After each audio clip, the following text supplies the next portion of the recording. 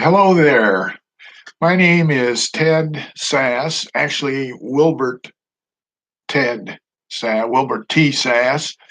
I live in Omaha, Nebraska, and thank you for taking a few minutes to listen to me yak about zip code exclusive USA. um, the word exclusive is a word that you see uh, bandied about a lot in advertising and so forth, and it really is a word that has been overused a lot by advertising and marketing because the word really means when you say something is exclusive, the X part means that it's the opposite of inclusive. In other words, you when you have something that's exclusive, it's the only thing that there is like it.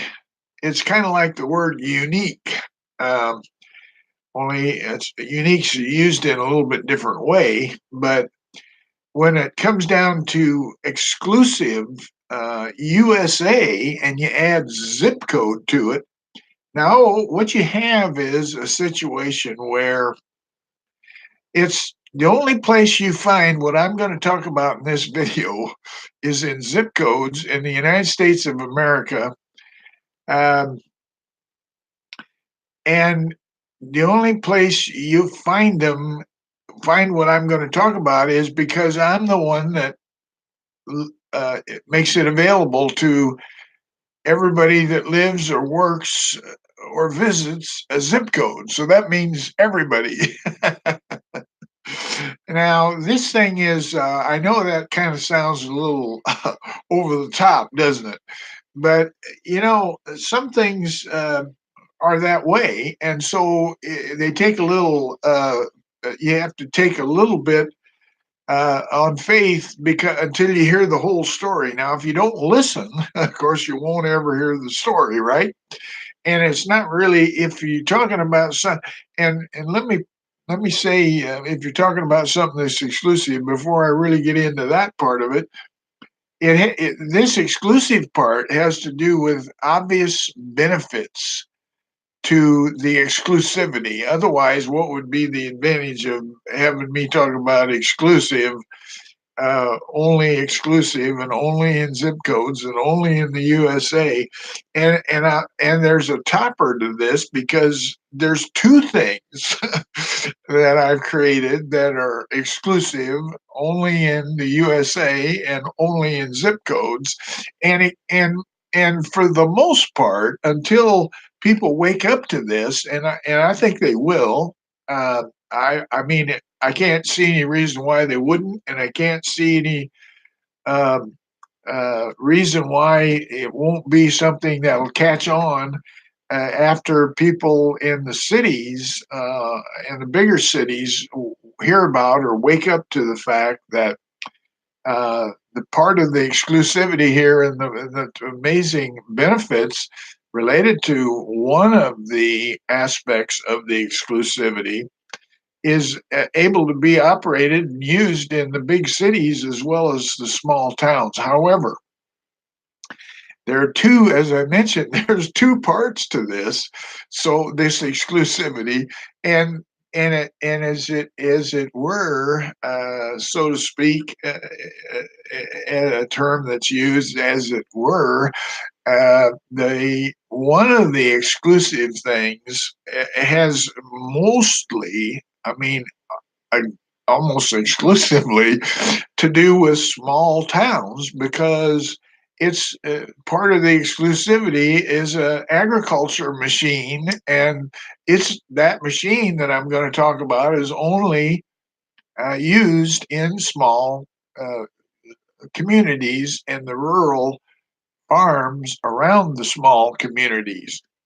But the nice part about it is, you know, things are so categorized and so targeted today with companies that it's a kind of a rarity when you've got a situation where you've got a combination of benefits that are able to be applied in a way that benefits everybody, but it benefits everybody in different ways and different everybody's. So, in other words, the agriculture machine benefits people in that live in the on the farms around the small communities.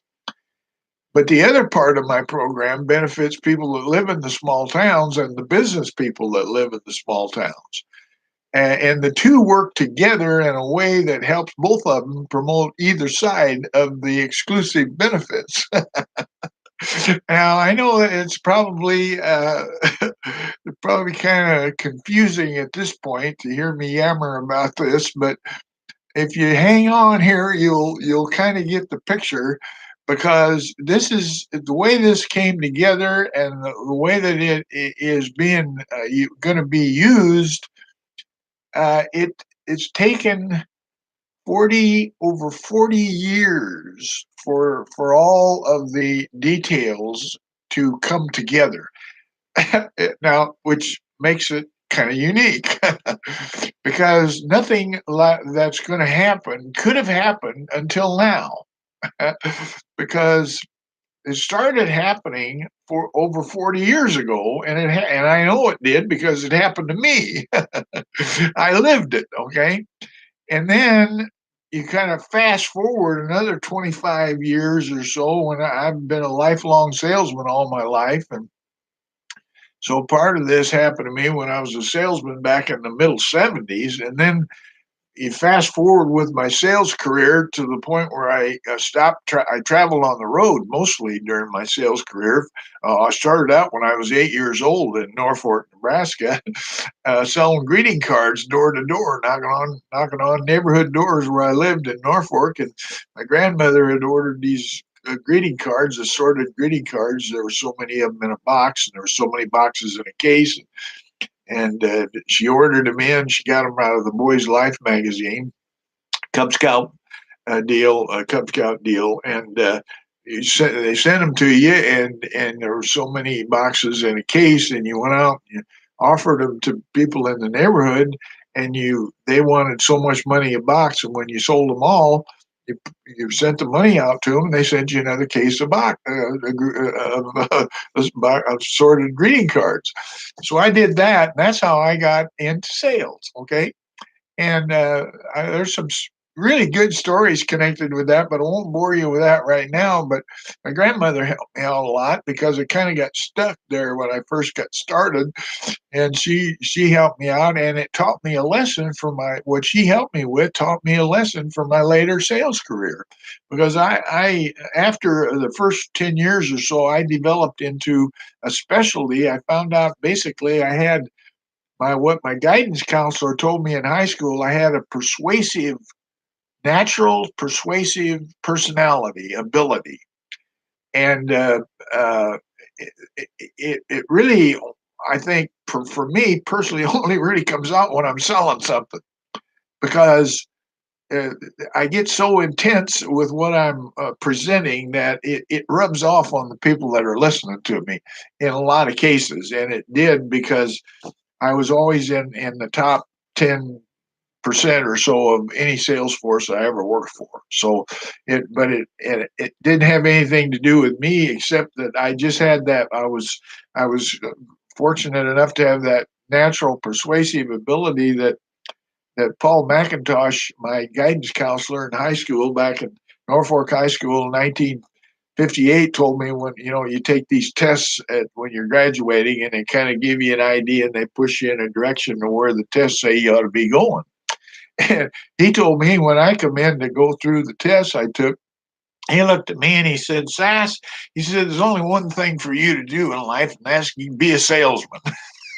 And then he went on to explain to me why, because he said, based on these personality tests and everything that they give me, he said, you have been, and that was borne out to me later years when I worked for the biggest insurance company in Nebraska.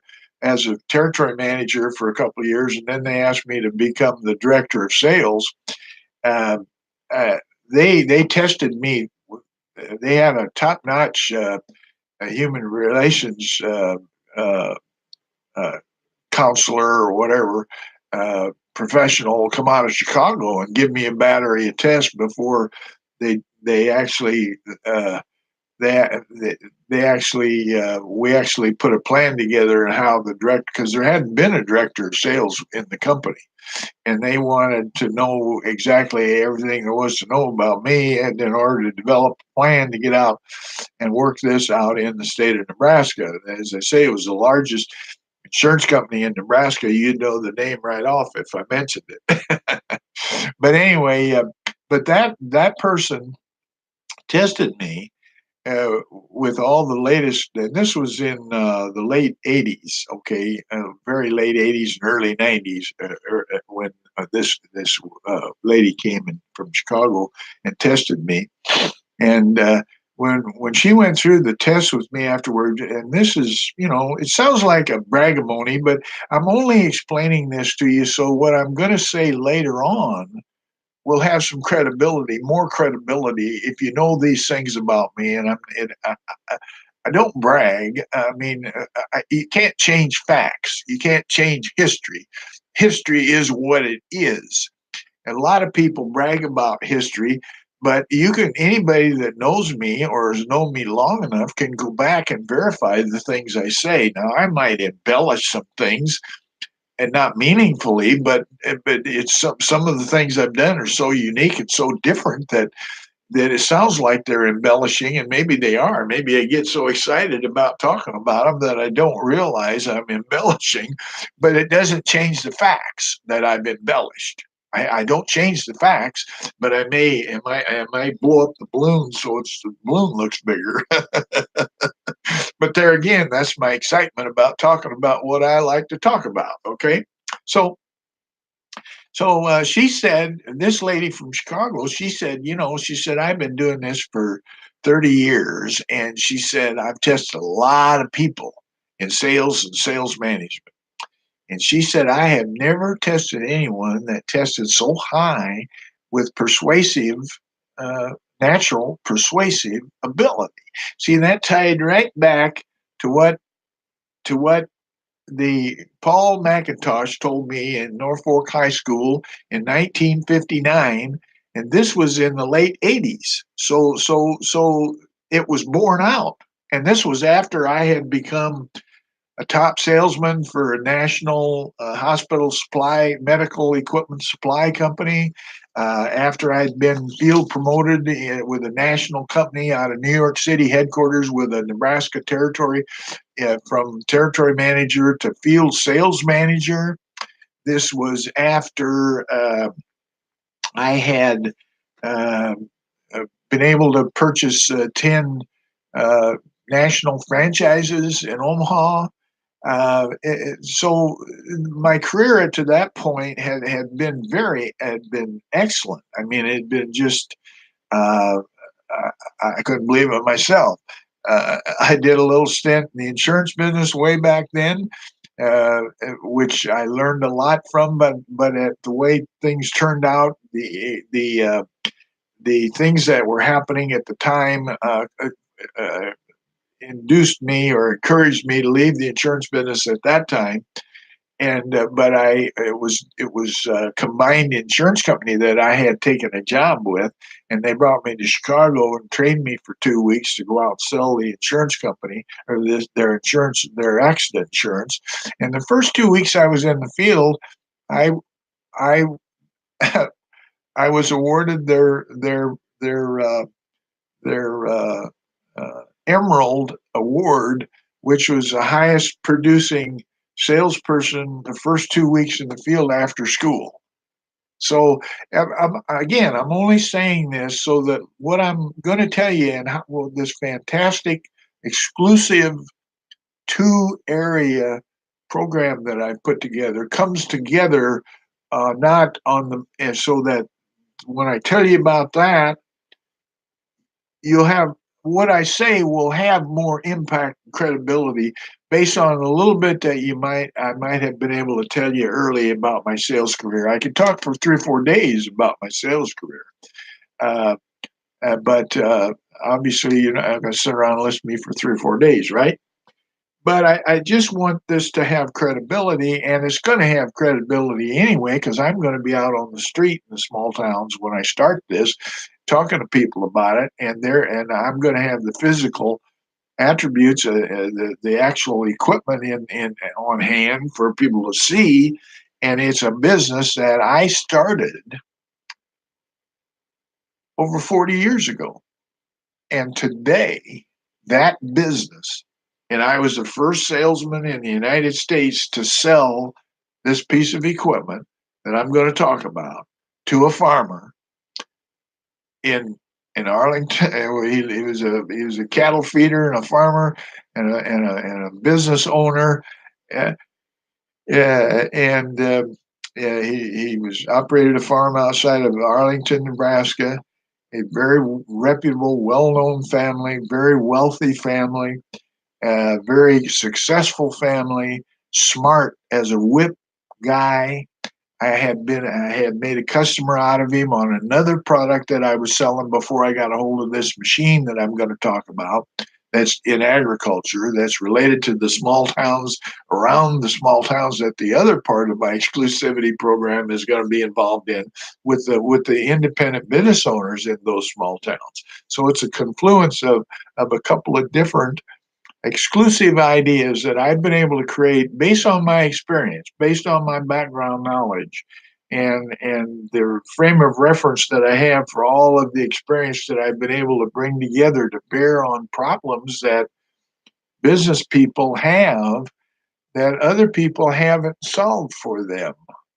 Like I will be able to or offer to solve for them. And I've got the evidence backing up what I say based on what they understand already, but having it not be available in the way that I'm offering it to them. Okay. So it's something that makes sense to people. This business that I started, the first machine that I sold was it was imported from Germany back in the middle 70s by a man by the, I won't mention his name, but a, a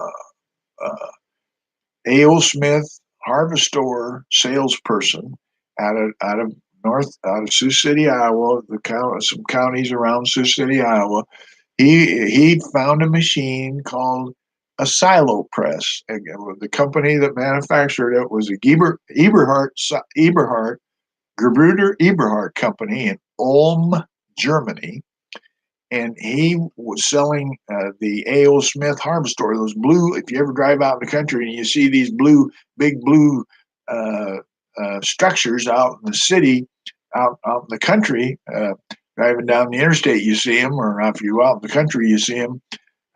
They've sold a ton of those things, glass lined silos to hold silage, okay, that they feed to animals. And they had automated feeding systems and so forth. But he realized some of the drawbacks. Being a salesman, you know that there's downsides sometimes to what you sell, and you have to work around them in order to sell. And one of the things with the harvester wasn't that it didn't work good. It did work good. It didn't work excellently, but it worked good. Worked good enough. People invested hundreds and hundreds of thousands of dollars in it. And they went into other products too, slurry store and a lot of other things that they did, automated feeding equipment that they were able to produce to help farmers that could keep their labor costs down. But he realized that it limited his ability to sell because of the price tag with the big A.O. Smith oxygen limiting storage. Because if you bought one, you had to invest 100,000 somewhere in that neighborhood. Now, give or take, but it was, you had to step up and you had to make a terrific investment in order to save more of what you were raising to feed to animals, to let the animals use that feed to produce more than you could make off of it just selling the crop. Okay, because the animals turned it into milk or turned it into beef, and the A.O. Smith harvester helped them to save more of what they grew so it wouldn't deteriorate while they're trying to feed the animals through the winter. That makes sense to you?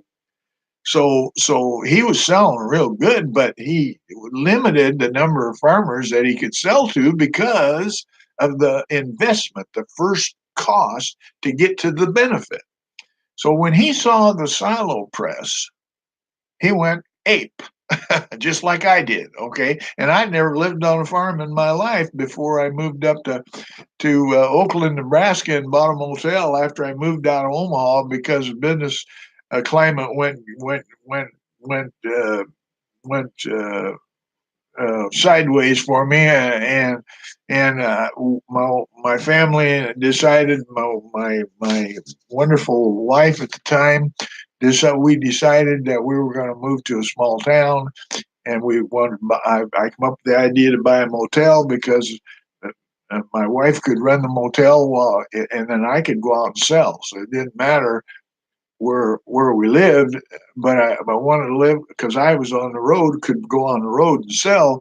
She could stay home, take care of the motel. So sometimes in sales you have the ups and downs, and so if that motel was there and the income that was from the motel was steady, that made sense to me that it would level out those times when maybe the sales weren't as good as they should be. So it keep keep the wolf away from the door if I was not doing real well in sales. A lot of people don't understand some of the things that I do, but there's always a method to my madness, and I do things because it just makes sense to do them the way I do them. Except for some times when it doesn't make sense and I get hammered, but I kind of pushed all that to the side in the last recent years, and that's a good thing. So anyway, uh, moved up there to Oakland and I got started. I never sold anything to farmers, but I got started to selling a product called Improve All. And this Improve All, this was back in the middle '70s when it's just universities and everybody had been storing silage, that is cutting the crop with a field chopper.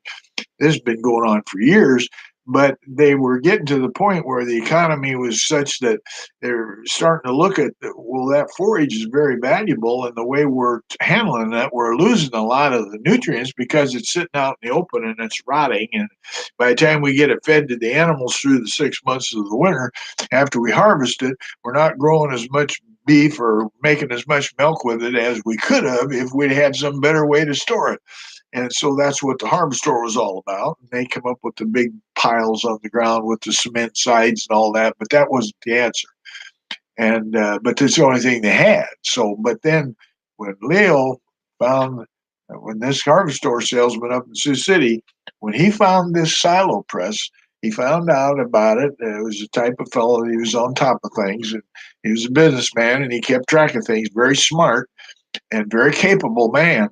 And he saw this silo press, and he got a hold of Eberhard in Germany, and he said, "Look," he said, I can sell those things." He says, I want to get a distributorship," and they gave him a 10-state distributorship in the Midwest. And the next thing you know, he got him into his farm, and the next thing you know, I'd been selling this Improve All, and the Improve All, it was a kind of like a dust that was in a sack, and it was designed for certain kinds of crops.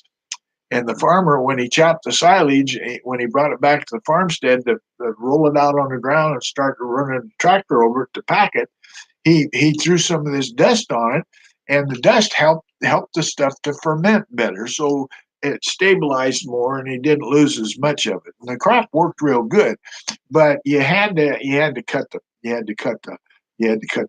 crop right. You had to have good sharp knives on the field chopper. You had to cut them in uniform pieces. You had to get that stuff back and get it packed tight as you could. And we found out later that we couldn't bear enough pounds per square foot with the tractor driving over it. It just didn't put enough pressure on it to pack it tight enough. But nevertheless, the Prove All stuff helped.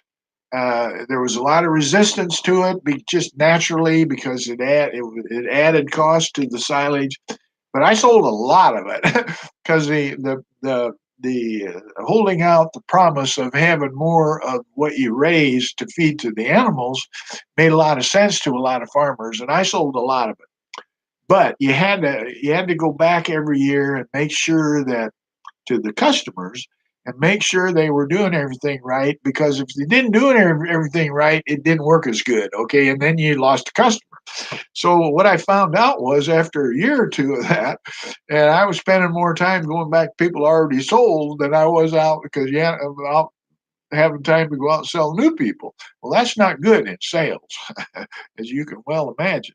So I was looking for a better way, and I was trying to figure out. I knew there was a better way, but I didn't know exactly. I don't have any kind of an engineering background or anything like that. So, but I knew that forage had to be. I learned enough about it. I knew it had to be packed tight, and I knew it had to keep the air off of it. Okay, that much I knew. I mean, that's just common sense, isn't it? So, so when I found out about now, okay, what's this silo press? Well, if you think about a sausage stuffer, okay, now this people in Germany, and they were in the farm equipment business, and they manufactured farm equipment, but they knew about sausage because sausage is big in Germany. But think about a sausage stuffer, and that's what it was, except it's stuffed fresh cut forage that they took chopped in the field, put it in wagons, brought it back, and then they set the machine up where they wanted the silage stacked, and then they pushed the silage through this machine. The machine pushed it through. They dumped it in the front of the machine with the wagons. They dumped it in the front, and the machine was powered by a tractor, and the machine processed this forage, shoved it through there, and it shoved it out the back into a plastic bag. An 8 mil plastic bag. And as it shoved it in, it had a little thing on the back that was a net like thing that was connected with cables to the machine. And when it reached a certain density, and there were two brakes on either side of the machine, so you could set the pressure that the machine was going to pack before when it reached the density required to be tight. And this was about a ton of material to the foot. So and it was 8 foot diameter, so you could figure out a ton to the foot. It was packed pretty tight, and the machine was patented. It had a system of shark fin rotors that went across the front where it would come in, where it started to catch the stuff and shove it through the back. And there was a big shaping tunnel on the back. And there's on my website you can see the machine and so forth. But and when it got to that ton to the foot, the brake that you had set at a level of tension, the brake slipped and the machine moved ahead, making room for some more silage in the back of the bag. See, well, when you got all done, you had a 60, 70, 80, 90, 100 foot bag, and you took the machine off, and you tied the bag off on the other end. Before you started, you tied the end off before you put the net on the back and tied up the cables. And then when you got the machine off at the end, when you got the bag full, well, then you tied that bag off, and now no air can get in there, right? The only air that's in there is what is in there when you close the bag off. Well, if you know, and I didn't know this at the time, but when you learn about what happens in fermentation, if there's no air, well, then what we call anaerobic bacteria begin to flourish and grow, and they feed off of the nutrients in the silage plant pieces and create uh, uh, uh, I don't want to say the word, but in other words, it's like anytime anybody eats, where there's something that didn't get used and it goes out the back end. Well, these millions and millions of microbacteria, anaerobic. Now, this is a kind of bacteria that only lives where there's no air. Then, when they start to flourish and start to feed nutrients and creating organic acids, that is their offage. That's what they're offaging. All the way for 28 days, they're offaging all this organic acid, and that is coating all of the forage that's in that bag. Okay. Now, Here's the thing. When you first close the bag off, there's oxygen, see, but no more oxygen can get in because the plastic is oxygen proof. So what happens is if there's no air for the oxygen to keep getting nutrients out of the atmosphere, then they eventually die off.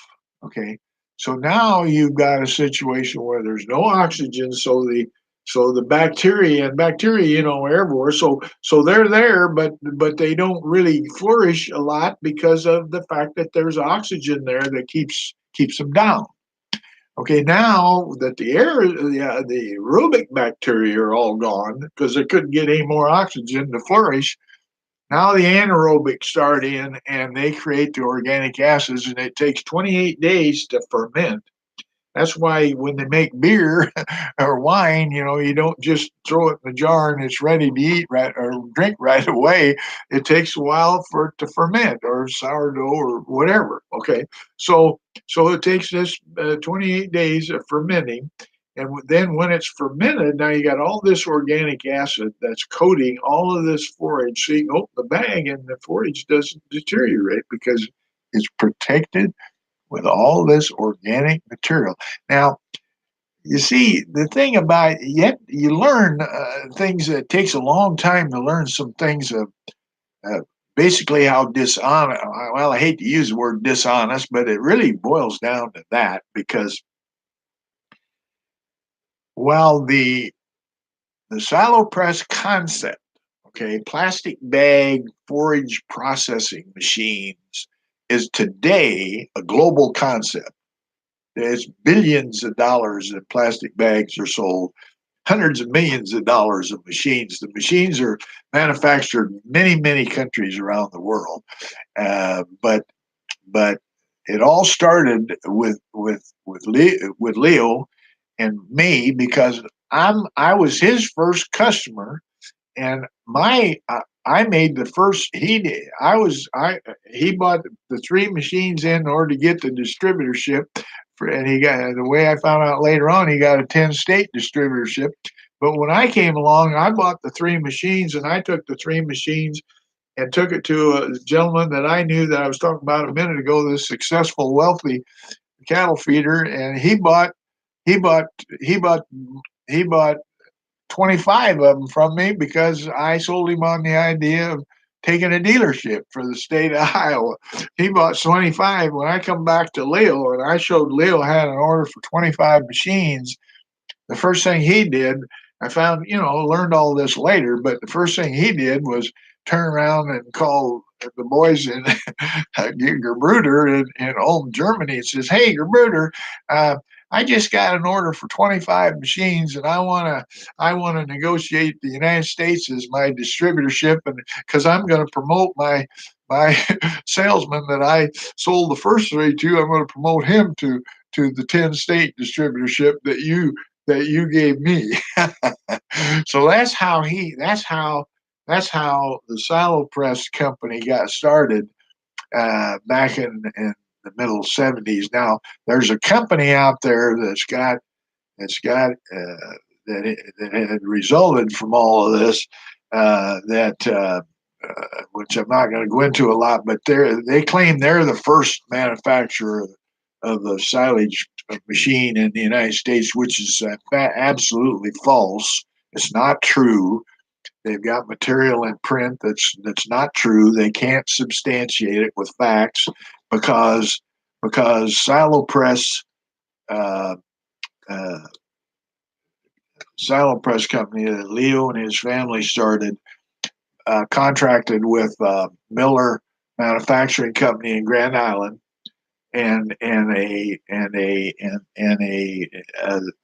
Miller was a company that manufactured out in Grand Island, had a brand new plant out there at the time, and they had manufactured discs, agriculture discs that disc the soil pulled by a tractor, and but they had manufacturing capacity, and fishes got a hold of them, and they wanted to build the silo press here instead of importing them from Germany. and do some things to make it a little different. And so they did, and they came out with that machine, called it the SiloPress XP. That was the first SiloPress or forage processing machine that was manufactured in the United States, not the other one that claims they were. So, and I know that for a fact because I was involved in it. I seen it happen with my own eyes, and I was involved in selling them. I sold over $1 million worth of silo presses in 1 year myself personally. I set up the first distributor organization in the United States. There were three other people that came along after Leo got the United States, and he gave me the 10 states. I concentrated on the 10 states to set up dealers in every one of those 10 states. And the publicity that was going on at the time, because nobody had ever heard of this machine, and the idea that you could have a machine that could pack this forage in a plastic bag and save all the forage and not lose any of it to deterioration due to oxygen presence was a fantastic thing. And there was a lot of publicity. All the farm magazines and a lot of newspapers were writing stories about it. It was a general interest story because it was going to affect the cost of producing beef and milk, okay, because it was lowering on-farm feed, and people they didn't have to buy as much off-farm feed, and they didn't lose as much as they were producing. They could produce more meat and milk pounds per acre farmed, and so it was a big thing. It was really a big thing back in the middle '70s. You go back and do the research, you can see it for yourself.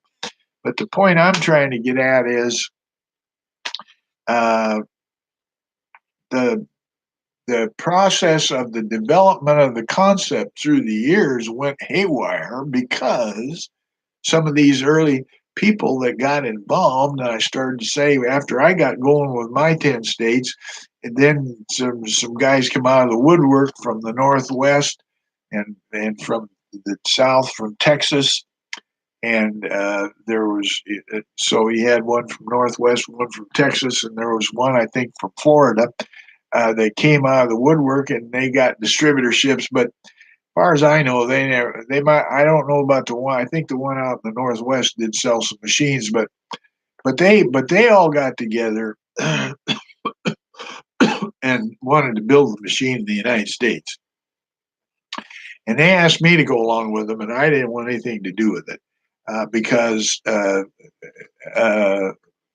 their idea was. I mean, after all, I'd been selling by that time. Uh, I've been selling 25 years already, and I've been through a lot of things with companies, and I saw how companies operated, so on and so forth.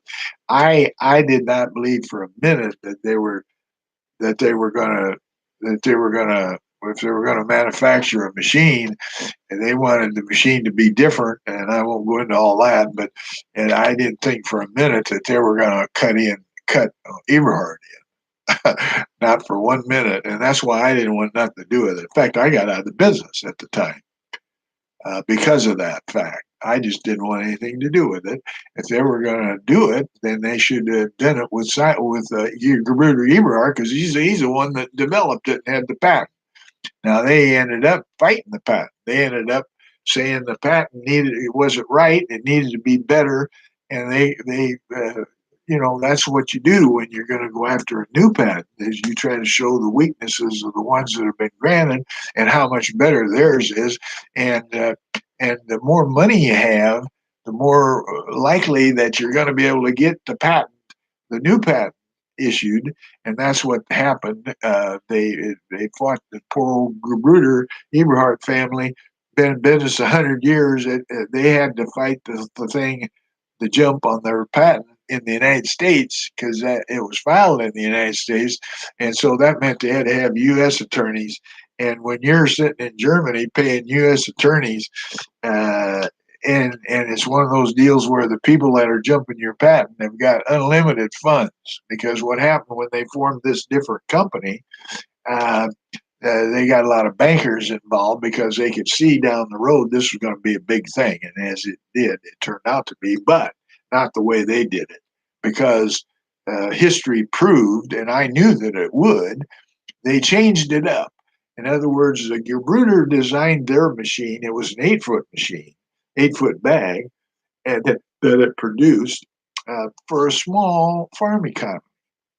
And these guys here in the United States that I got involved were big cattle feeders and big dairy people up in the Northwest, and they were thinking in big terms, which from a selling standpoint, I always thought was stupid. I mean, totally stupid, because none of these guys had ever sold before. They'd never done any marketing before. So they didn't have a frame of reference for the stupidity of limiting your market with a big, big, big machine that costs a lot of money, because the more bigger the machine got, the more money it costs. You're back to what Leo was facing, selling the big oxygen limiting harvestors. You limited the number of people you could sell it to. I mean, it's just common sense. But you see, when you get started with, you're looking at, because you think you're right, and you think you're going to do it a certain way, and that's the only way you're going to listen to, and you got the money to back up your idea. That's the way that it goes.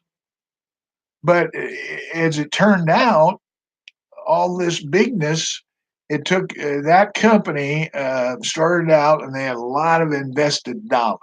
So there was a lot of money to burn doing what they wanted to do, and not much selling machines going on, because you had to know how to sell to get a farmer to turn loose with 30, 40, $50,000, buy a machine based on what you told him how it was going to help him. So he had to know what you were doing. And I don't think any of them people that worked in those areas really knew what they were doing as far as selling is concerned. I mean, the concepts were right, but how you go about selling the concepts, that's what makes the sale.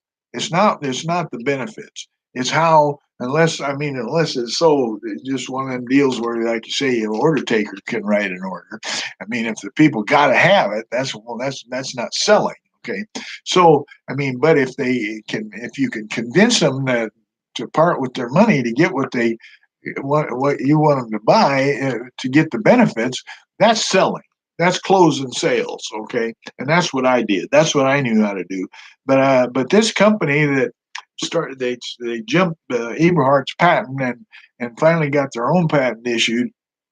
They ran into they expanded the company, expanded it, started manufacturing machines, and so on and so forth, and did a lot of good. I'm not saying that everything they did wasn't right, because the first thing they did that was fantastic was they designed a way to fold the bag, because the bag originally came rolled up like a roll of toilet paper, and you had to unroll it, and you had to pull it on the back of the shaping tunnel by hand. See, well, that took a lot of labor, and it was hard work, and right away that was obvious that if you could get that bag folded mechanically so that it come folded in the bag, folded in, then you unfold it, fold it, and it was sandwiched together. Every layer was sandwiched together, say in about a, I don't know, 18-inch, 2 foot width, and then you lifted that thing up, and you put the donut,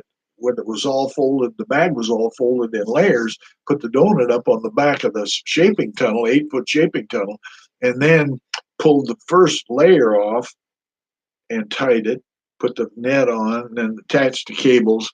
Then as the bag moved ahead, the plastic came off fold by fold by fold by fold.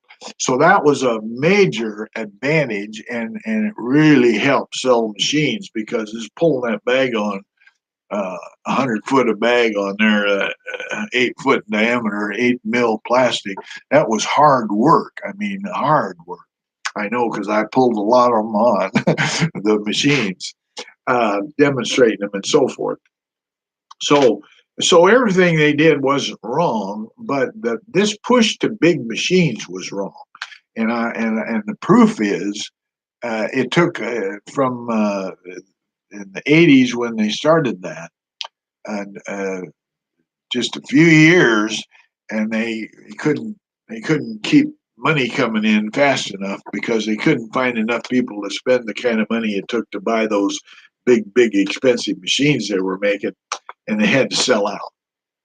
had to sell out because they weren't showing a return on the investors.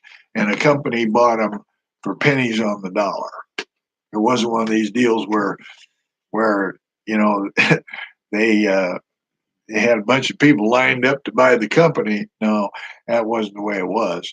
They had to sell out, and they bought the company. The bottom bought them pennies on the dollar, but they bought into a business that they had a lot of customer base that needed storage and but again and all the other companies that got involved, how they got involved I don't know, but they did. Like I say, I was out of the business for a short couple 3 years. Silopress hired me back as just a salesman. I worked on a sales commission, and when I worked for him, I was the top salesman. I got a plaque over there on the wall right now. You can look at it in my office. It says outstanding salesperson. I think it was 19. I don't remember what it was, but anyway, I sold over $1 million worth of them that year for the company, and but that company sold out. Now this other company that has it, and there's several other companies that sprung up, and they, copycats. That's the way they are. They never had an original idea in their life, but they see something that's good, they change it a little bit, and then they say, "Well, we got one that's better." I mean, I mean, when you're in sales and you go through this like I have for 50 years, more than 50 years, you see everything. I mean, you see everything under the sun. You can't believe some of the stuff that people try to pull over the wool over people's eyes in order to get something sold. And they naturally there's and some uh, uh, uh, this guy that started Ringling Brothers Circus. I can't think of his name right now, but he said there was a sucker born every second. Or I think that was him that said that. But in sales, that's right. If you're a salesman that's just interested in selling and you're just interested in making money, you can find some people to buy anything that you want to sell them. Because all you got to do is keep looking till you find them. Uh, uh, we used to call that uh, mooch, mooches. They were mooches. They would mooch anything you were offering. They would mooch it up. And some people in the insurance business, that's all they look for is mooches.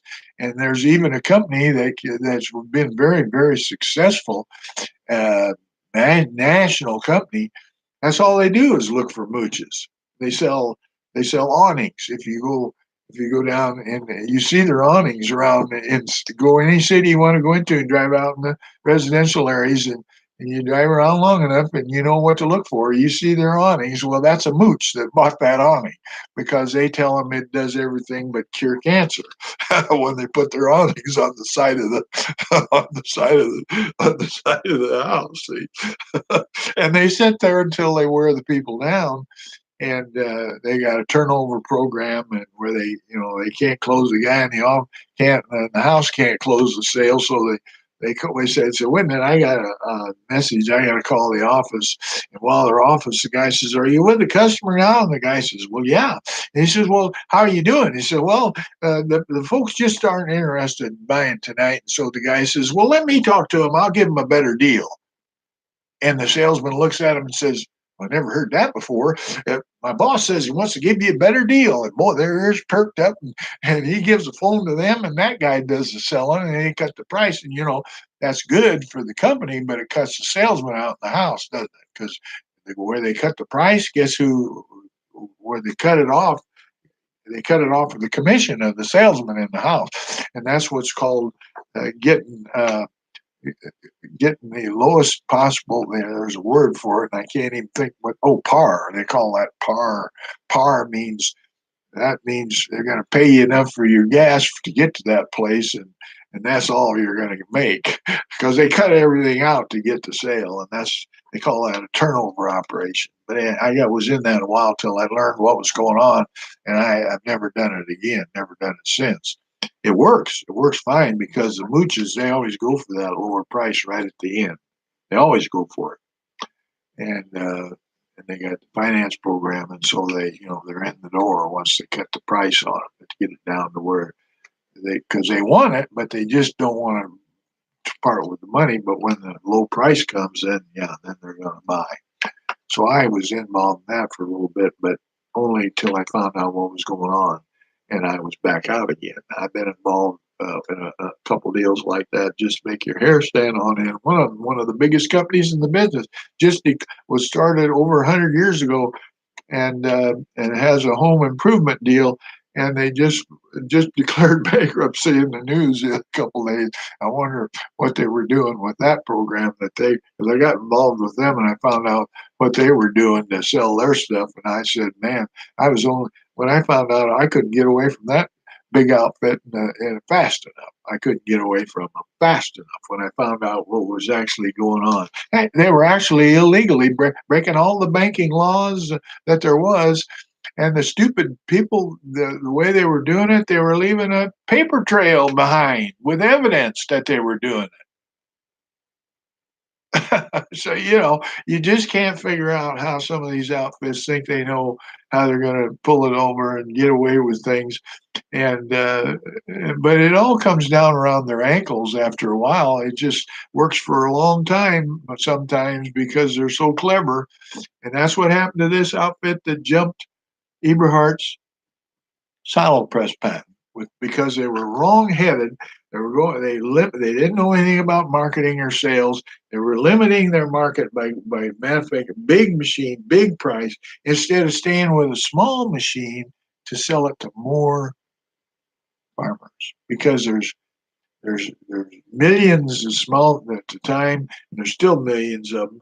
There's small farmers that can use it but can't afford the investment to get the benefit, and so they make do or they don't even feed cattle and dairy. A lot of them don't do dairy because dairy is a lot of hard work, but they could be feeding cattle because there's less work in that. And even the way that I'm promoting, there's hardly any work. So so I said all that to say this. I found after years and years and years of knowing what I know about that experience and why it flourished around the world, because when it got away from the United States and went into the other nations stayed with the smaller machines mostly. Some of them went into the bigger ones, but fewer of them. And most of the other nations, farm equipment manufacturers, manufactured the concept, the machine, different name, didn't have the patent problem there in that nation. International patent wasn't a factor, and but they stayed with the small machine because common sense told them they were their farmers were all small farmers too, most of them, and so they didn't. They said, "Well, how can we go out here and sell a great big old high priced machine to our small farm?" So most of those other nations that manufacture machines now are manufacturing smaller machines. And lo and behold, after I retired and got off the road in 1997 and started working on the internet, a couple 3 or 4 years later, back about I think it was it was after about 10 years went by, but I happened to stumble on a company in Colombia, South America called Idea Grow. Okay, ideagrow.com. IDEAGRO.com. Angel Mauricio Angel is the managing director of that company, and they manufacture farm equipment and mostly centered on forage equipment, uh, forage wagons, forage choppers, and they build a silo press. Oh, I saw that, I couldn't believe it. But they build a 5 foot machine. When I saw that, I said, "Wow, that is the absolute cat's meow," because that's about the same height as the animal that wants to eat out of that bag.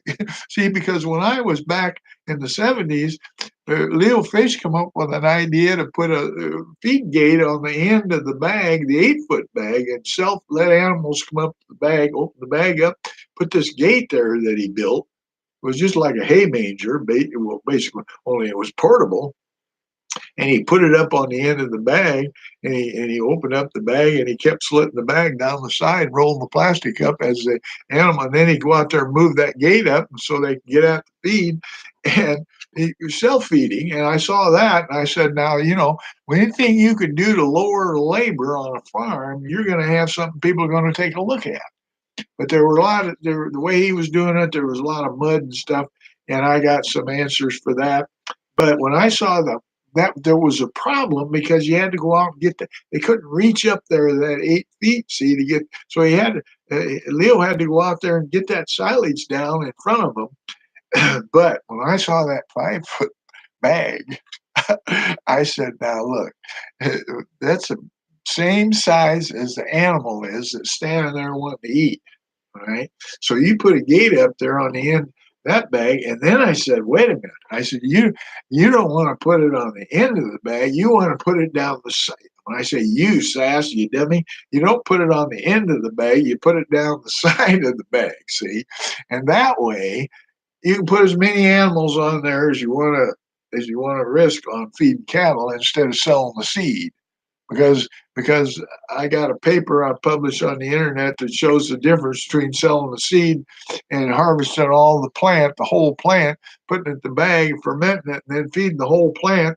How much more pounds of dry matter nutrients you have, and how many pounds of beef you can sell with that. These are all known facts. All the universities have been all over this uh, ad nauseum with research. I mean, as a matter of fact, one of the first machines I sold back in the middle '70s was to one of the doctorate uh, animal scientists down at the University of Nebraska, because he wanted to buy the machine so he could do research on the storage, the value of the storage stored in these bags compared to the way the farmers were doing it, and to get it down to precise numbers and so on and so forth, like they like to brag about that they do, which they do a good job. But uh, uh, then there's some things that they don't promote, which they should, and they don't ever. You never hear them talk about the fact that the silage doesn't deteriorate after you open the bag. They never promote that idea. And why? Because they're still wanting you to feed the concentrate, because they're still getting grant money from all the feed companies that are taking all this nutrients off the farm, processing it, putting it in bags, and selling it through a dealer network back to the farmer and telling him he's got to have it in order to get maximum feed efficiency. It's a fright what's going on. A fright, because my salad press customers were able to, especially dairy customers, were able to sell more, produce more milk with alfalfa silage and corn silage and vitamins and minerals in their nutrition program for their dairy animals without having to add the concentrate that they were buying from the feed truck that was coming every week. And you add another $200-300 a week onto a dairy farmer's income, because they don't have to spend that for that feed anymore. Because they got the value they need to produce more milk, and they produce more milk even without buying that. Well, they're just happy as can be. And that's what they found out. A lot of them were silly, and they still kept feeding them concentrate because they knew they were producing more milk, and they wanted to cover their bets. See, they were still spending more for the protein. They didn't go the full step and get rid of the extra concentrate they were purchasing. And the feed man, of course, kept saying, well, what's going to happen when you don't buy that concentrate, put it in the ration? They'll stop producing milk, they'll go off the feed, blah blah blah blah blah. Salespeople. so so but enough of them found out that, because I encouraged them every chance I got. Look, you don't need to. There's more protein that an animal needs, as a matter of fact, in alfalfa silage that's properly processed, fermented, at when you harvest it at the right maturity out there in 10th bloom and put it in these bags, there's like over 20% protein in the silage on a dry matter basis. And you pay through the nose to buy that kind of concentrate as it comes to you in a bag or in a mix when they bring it to you. Bring it to the farm after they've processed it out of the alfalfa, and a lot of them put it into pellets and so on and so forth. But this is just progress, and it takes a long time to change people the way they've been doing things because the dairy farmers have been doing it the way their dad did it and the way their dad did it and added that concentrate on it. And so it took a long time. But as the younger ones came in and they became more aware of the fact that there was opportunities like this, they were switching and had enough customers. So a lot of the dairy farmers' machines, because you can see it every day in the milk pail production, whereas the beef cattle, the finishing cattle, the backgrounding cattle, that takes 90 days before you see the results of the better, lower cost ration. Okay, and the more feed to feed more cattle off of the same acres. It takes a longer time. It takes a year or two to get that experience under your belt, and it's just different than the dairy. The dairy comes a lot quicker. The advantages. So now the 5 foot machine, I've got the company in South America, and they're working with me as their representative here in the United States, and they've designed a feeder bag that I've branded Bunk Bag, BUNKBAG.com, Bunk Bag, and the Bunk Bag is the feeder itself that sits on the side, and they come in sections. They'll come in sections, 4, 6, 8 foot, so, and you keep adding them down the side of the bag depending on how many cattle you want to invest in to have come up there and feed and grow out from 400 to 600 pounds out to 1,000, 1,200 pounds, and have that good rich feed available to them, and plan it out so that you've got alfalfa there and you've got corn silage there through after you go through harvest season. And in the meantime, you're supplementing the alfalfa with higher quality mix, with the high energy mix, cracked corn or whatever it is, and you've got your vitamin mineral nutrition. But as you get through the program, through the spring and the fall, where you get the harvest of the alfalfa in the spring and the summer, and then you come through the fall when you got the corn silage, and you get bags with both of them there that's available. They mix their own ration. They get the protein they need off the alfalfa bags, and they get the high energy they want off of the animals. Are smart. You know that about the dogs. You pet lovers. You know how smart dogs are. So they know where the gold is buried, so to speak, and they find it. So anyway, so that is called Buck Bag, and that's what we're going to be doing is promoting self feeding, and that's important because smaller farmers don't have time to feed cattle otherwise. But in this case, and the Bunk Bag has got some programs behind it that I'm not going to talk about right now because they're pretty exciting and I don't want to let them out yet to help the farmer with the labor costs and so forth, and manage the mud situation on the ground in front of the Bunk Bag, so to speak, blah, blah, blah. So I've got answers for that and economical answers. So, but I'm not talking about that right now because I don't want to let the cat out of the bag yet. But now, so the small farmers around the small town are going to be needing to be knowing about all this that I've been talking about for the last hour. Okay. They're going to be needing to know about the availability of this machine the way that I'm selling it out in the country. It's like nothing that's ever come down the pike. Okay. Now, how are they going to know about it? Well, the other part of, remember I said earlier, way back when I started yakking here, I got to get off of here. It's been an hour already. And usually they don't go this long. People won't sit still that long and watch something. But fortunately, hopefully they will in this case, because there's a lot of interesting things being said here, if I do say so myself.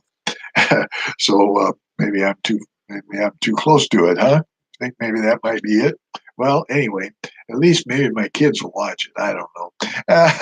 So anyway, but so I've got a program for the local business owners in the small towns to help them get customers on a marketing, advertising, membership associate program that I've designed.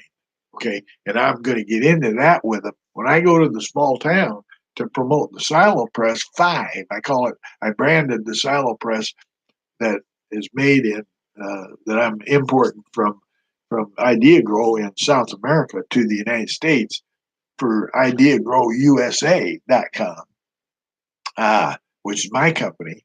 Uh, when I'm in the small towns to promote that machine and availability of it for the farmers out in the country around the small town, I'm also going to promote this program for the independent business owners in that town who have competition and want a way to get customers in the competitive way for where the customers in the small towns are spending their money.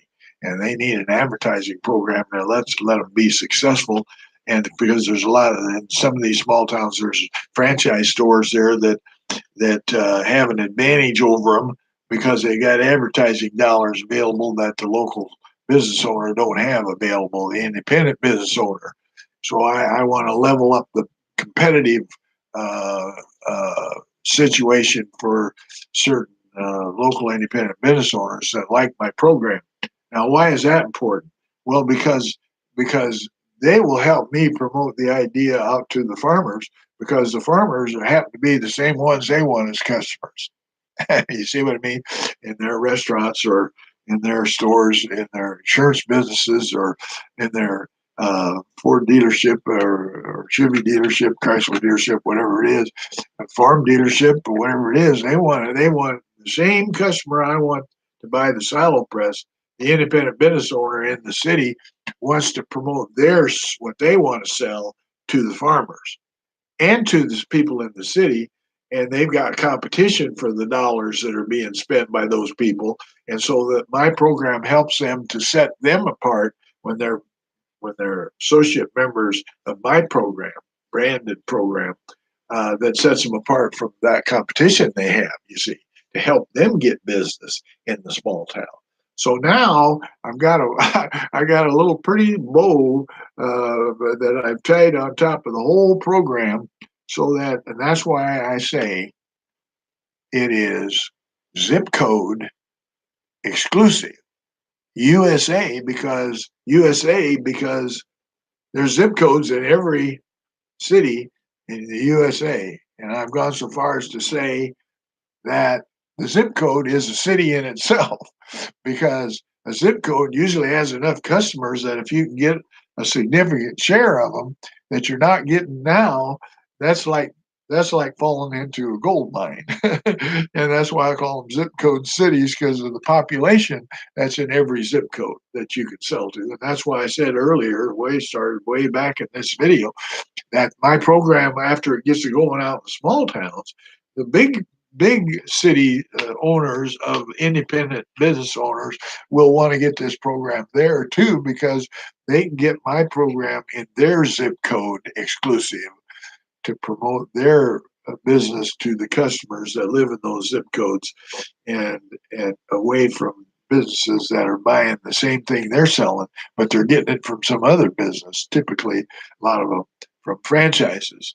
And they got an advantage because the franchises have got all this advertising money and so on and so forth. So there is the two unique exclusive factors related to my business plan, and I'm using this video to introduce it. Okay, and it's on the website, and the website is uh,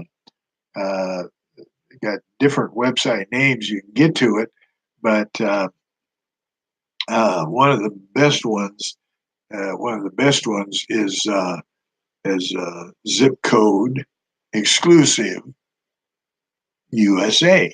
Exec.com. That'll take you right to it. Okay. Zip code exclusive USA.com. So I went on and on here, like I say, for an hour and 9 minutes, and 27 seconds. So I can't tell you how much, if anybody watched it, how much I appreciate it because I'm so excited about it. I think it's going to be absolutely exclusive for the USA. Thank you.